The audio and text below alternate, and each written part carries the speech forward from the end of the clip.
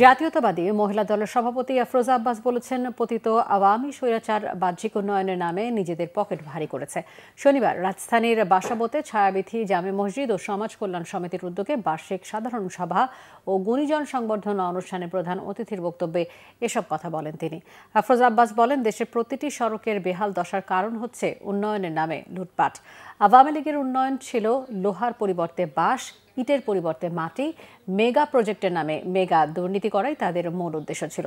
এ সময় বাসাবো সবুজবাগ এলাকায় মানুষের পাশে সবসময় থাকার আশ্বাস দেন আফরোজা আব্বাস। মোহাম্মদ শামসুদ্দোহার সভাপতিত্বে এতে বিশেষ অতিথি হিসেবে বক্তব্য রাখেন বিএনপির কেন্দ্রীয় নির্বাহী কমিটির সদস্য হাবিবুর রশিদ হাবিব। উন্নয়ন করেছিল স্বৈরাচারী হাসিনা। সেই উন্নয়ন কি? উন্নয়নের রূপকার তো আমাদের শহীদ রাষ্ট্রপতি জিয়াউর রহমান। তিনি ছিলেন মূল উন্নয়নের রূপকার। আর উন্নয়নের কথা বলে পকেট ধরতো, বিদেশে পাচার করতো।